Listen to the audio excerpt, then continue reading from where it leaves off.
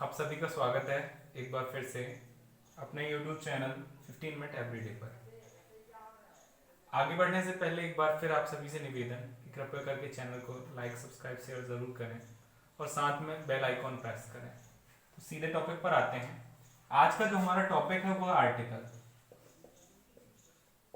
ठीक है, आर्टिकल सामान्य शब्दों में लोग बोलते हैं ए एन द का उपयोग, पर इसके बहुत सारे गूढ़ रहस्य हैं जिन पर थोड़ी थोड़ी चीजों में हम चर्चा करेंगे, छोटे छोटे कॉन्सेप्ट में। तो क्या होता है, आर्टिकल होते हैं दो प्रकार के।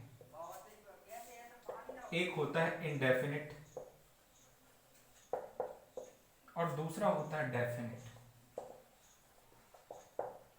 ठीक, इनडेफिनिट यानी होता है अनिश्चित, यानी स्थान विशेष के साथ बदल जाए। इसके अंतर्गत शामिल है ए और एन।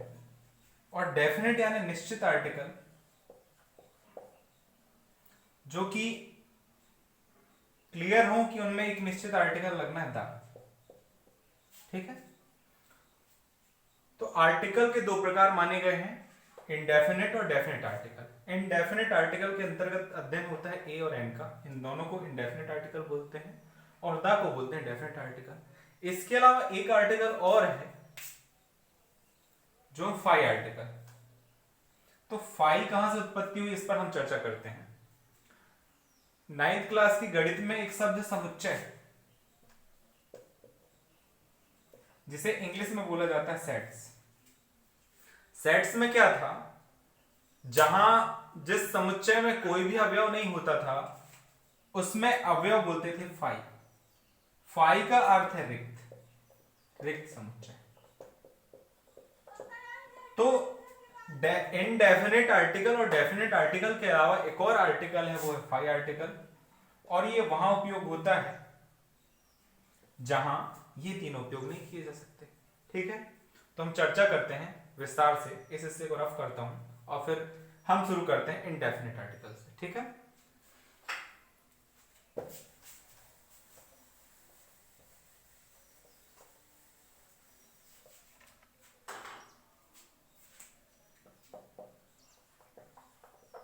Indefinite article. ठीक, तो इनडेफिनेट आर्टिकल के में सबसे पहले हम अध्ययन करेंगे ए का उपयोग। अब हम जानने की कोशिश करते हैं कि ए का उपयोग कहां करते हैं। ठीक है, तो मेरे शब्दों में एक परिभाषा है जो लिखता हूं और उस परिभाषा को मैं आपको एक्सप्लेन करूंगा, आपको बहुत सरलता से समझ में आएगा। तो मेरी परिभाषा ये है कि ए का उपयोग उन रिक्त स्थानों में किया जाता है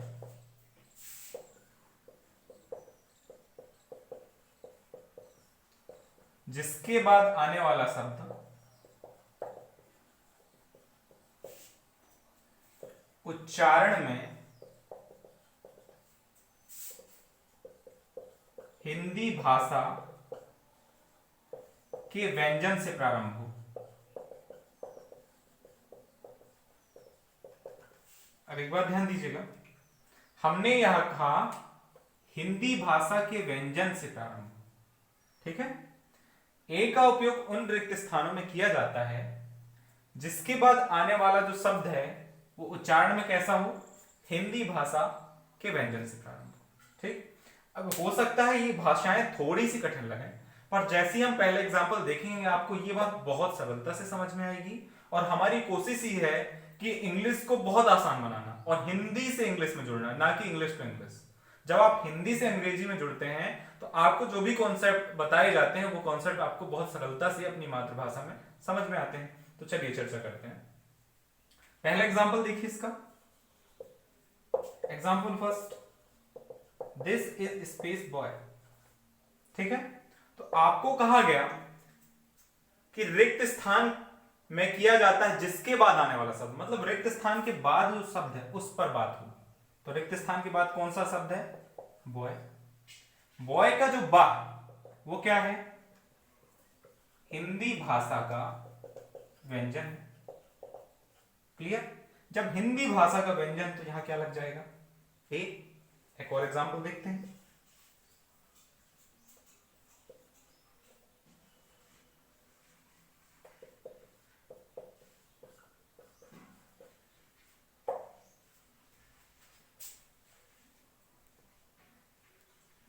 this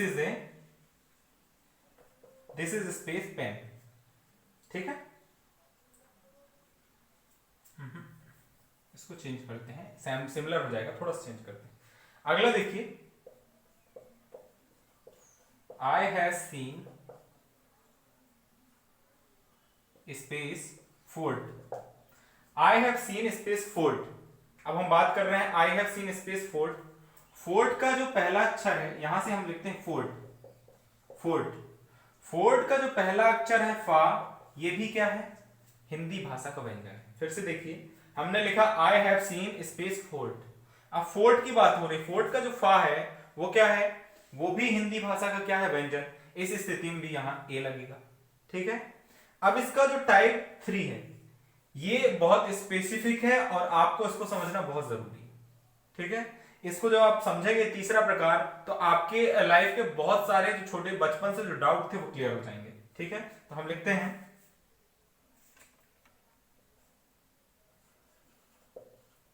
this is Khalistan university, ठीक है। हमने लिखा दिस इज स्पेस यूनिवर्सिटी। अब यूनिवर्सिटी का यू देखिए, इस यू पर हम चर्चा करते हैं। है तो ये इंग्लिश का क्या, इंग्लिश का वोवेल है।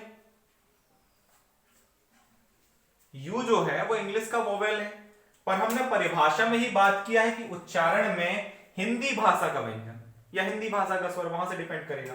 तो जब आप यूनिवर्सिटी लिखते हैं ना, यूनिवर्सिटी लिखते हैं ना, तो ये जो यू है या ये क्या है, ये भी हिंदी भाषा का व्यंजन है। ऐसी सिचुएशन में यहां क्या लग जाएगा, ए। क्लियर है। तो शब्द इंग्लिश में किसी भी से प्रारंभ हो वो डिपेंड नहीं करेगा, डिपेंड करेगा कि आपने उसका उच्चारण किया और उच्चारण करने के बाद हिंदी भाषा में जहां से वो प्रारंभ हुआ क्या वो व्यंजन है। और यदि वो व्यंजन है, ऐसी स्थिति में आपको ब्लैंक्स में क्या लगना होगा, ए लगना होगा। आया समझ में, क्लियर है। एक बार देख लीजिए इसको।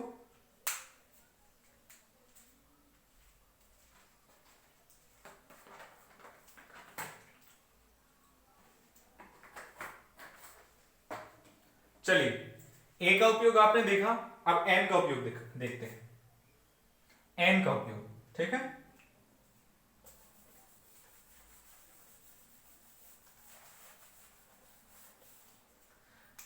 एन का उपयोग उन रिक्त स्थानों में किया जाता है जिसके बाद आने वाला शब्द उच्चारण में हिंदी भाषा के स्वर से प्रारंभ हो।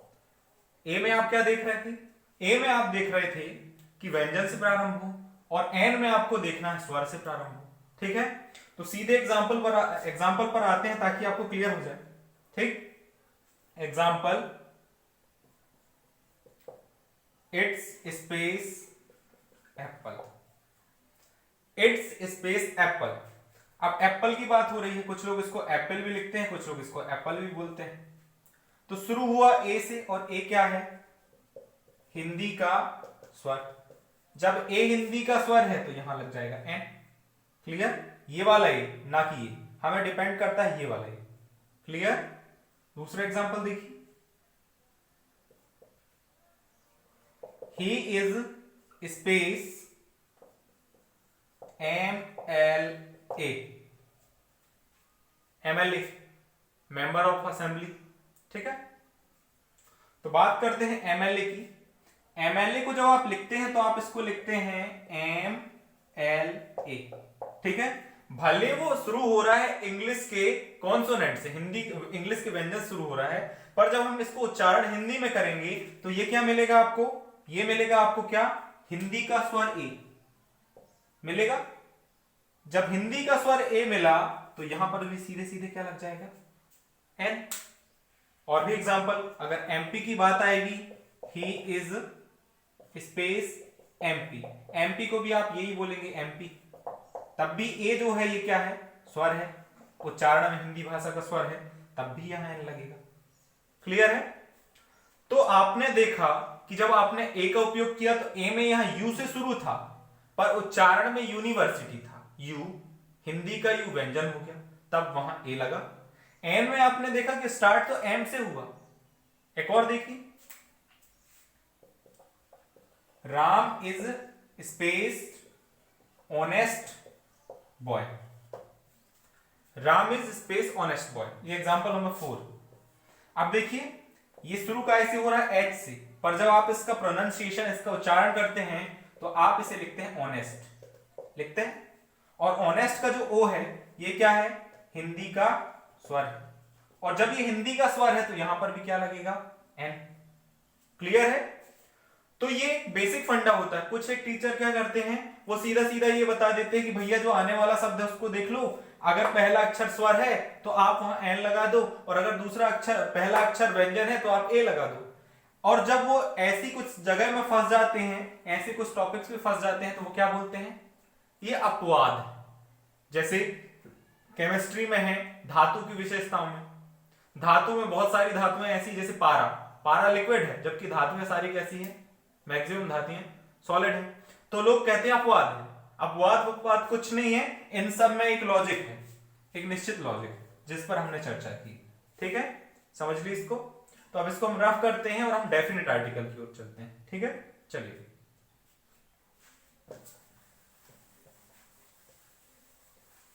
आप चाहें तो जो आप अध्ययन कर रहे हैं इसके आप नोट्स बना लें।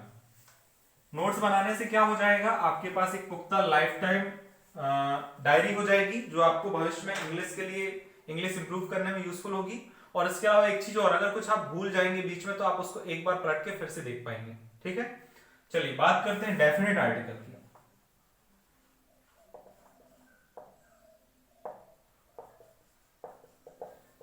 डेफिनेट आर्टिकल, निश्चित आर्टिकल। ठीक है, जो था द, तो हम देखते हैं द का उपयोग।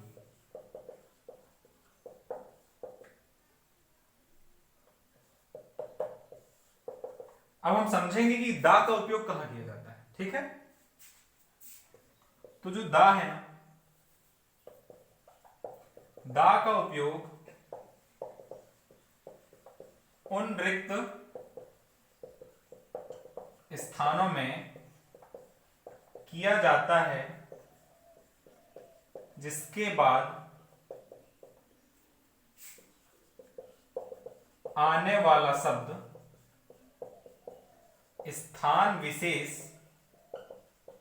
पर विशेष्य हो, विशेष्य हो।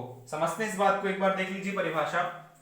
परिभाषा ये है कि द का उपयोग उन रिक्त स्थानों में किया जाता है जिसके बाद आने वाला शब्द स्थान विशेष पर विशेष्य हो, मतलब किसी एक विशेष स्थान पर भी उसे विशेष होना चाहिए। ठीक है, एग्जाम्पल से समझेंगे इस बात को। देखिएगा, इंक रिफिल कर लूं मैं।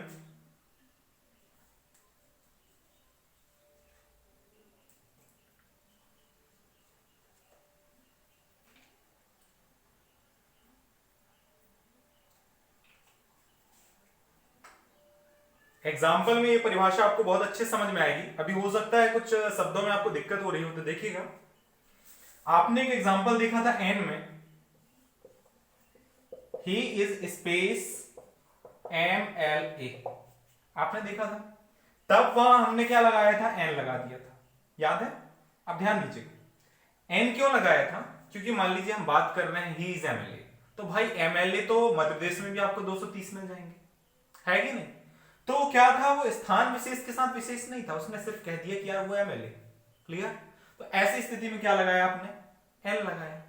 अब अगर हम बात करें कि he is space MLA of Mandla, यदि हम पार्टिकुलर मंडला असेंबली की बात करें कि he is space MLA of Mandla assembly की बात करें, तो सीधी सी बात है, मंडला असेंबली में केवल एक ही MLA होगा। इन दैट केस यहां आपको यूज करना होगा द। ठीक है, ही इज द MLA। इसके अलावा दुनिया में जो अद्भुत चीजें हैं, जो ओनली वन है, जैसे ताजमहल, गंगा, हिमालय, या बुर्ज खलीफा, या वो कुतुब मीनार, ऐसी चीजें जो यूनिक हैं, दुनिया में केवल एक ही, ऐसी चीजों के आगे भी आप द लगा सकते हैं। जैसे I have seen space Taj Mahal.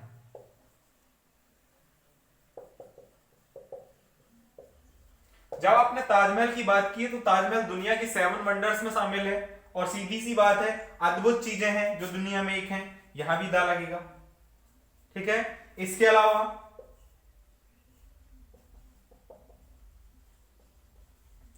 Himalaya is highest peak of world. मान लो हिमालय की बात हुई, तो हिमालय जो है वो भी पूरी दुनिया में एक है, यूनिक है, तो इस स्थिति में यहां द लग जाएगा। The Himalaya is highest peak of the world. Clear? The Himalaya is the Himalaya is highest peak of the world. तो जो स्पेसिफिक चीजें होती हैं, जो स्थान विशेष के साथ स्पेसिफिक होती हैं, वहां लग जाता है द। जैसे हम बात करेंगे एक क्लास की, कि मान लीजिए एक लड़का है जो कैप्टन है, तो दिस बॉय इज कैप्टन। मान लीजिए बाहर से सुपरवाइजर आते हैं, बाहर से पर्यवेक्षक आते हैं, और वहां पर बहुत सारे बच्चे बैठे हैं। तो यदि एक टीचर उसको इंट्रोड्यूस कराता है कि सर ये बच्चा कक्षा का कप्तान है, तो उसके आगे आपको कैप्टन, CAPTAIN, कैप्टन का C के, तो ये क्या है, व्यंजन है। इस स्थिति में यहां क्या लग जाएगा, A। क्लियर? तो अगर टीचर ने उसको इंट्रोड्यूस कराया कि ये कक्षा का कप्तान है, तो वहां पर केवल लगेगा A। पर यदि उन्होंने बताया कि सर ये प्रॉपर इस विद्यालय की 5वीं क्लास है और इस 5वीं क्लास का कप्तान है, तो उस पार्टिकुलर क्लास की बात हो रही है, ऐसी सिचुएशन में वहां क्या लग जाएगा, the captain of class 5th in our school. Clear? तो जो चीजें स्थान विशेष के साथ विशेष हो, मतलब किसी एक पार्टिकुलर स्थान पर विशेष हो, वहां पर क्या लगता है, द। ठीक है। जैसे कि हम बात करेंगे प्राइम मिनिस्टर की, ठीक है। तो एक बात और, जो नेशनल लेवल के रैंक होते हैं ना, नेशनल लेवल का जो ओहदा होता है ना, उसमें हमेशा द लगता है। कि लाइक हम बोले PM मोदी स्पेस PM, ठीक है। मान लीजिए हम बोले मोदी जी स्पेस PM, तो PM की बात हो रही है, मतलब प्राइम मिनिस्टर है, वो क्या है, प्राइम मिनिस्टर। प्राइम मिनिस्टर जो है वो नेशनल लेवल की रैंक है, तो ऐसे रैंकों में आप सीधे द का यूज करेंगे। ठीक है। और जब भी इंट्रोड्यूस कराया जाएगा, उसके आगे एक स्टेप और होगा, ऑफ इंडिया, इंडिया के प्राइम मिनिस्टर।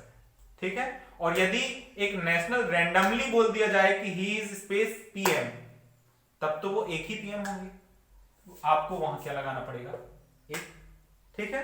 तो समझिएगा इस बात को।